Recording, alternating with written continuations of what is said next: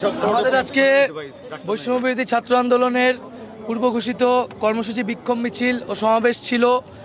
রাজু ভাস্কর্যের সমাবেশ পরবর্তী সময় আমরা যখন মিছিল নিয়ে ক্যাম্পাস এলাকায় ঢুকি, তখন ক্যাম্পাসের বিভিন্ন হল থেকে বহিরাগত এবং অছাত্ররা এসে আমাদের শিক্ষার্থী এবং আন্দোলনকারীদের উপরে হামলা চালায়।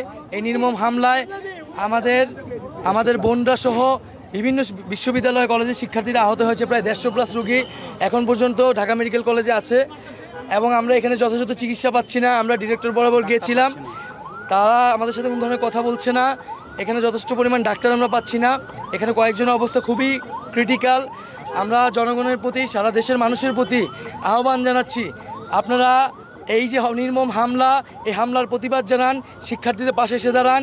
এখানে প্রচুর আমাদের ব্লাড প্রয়োজন।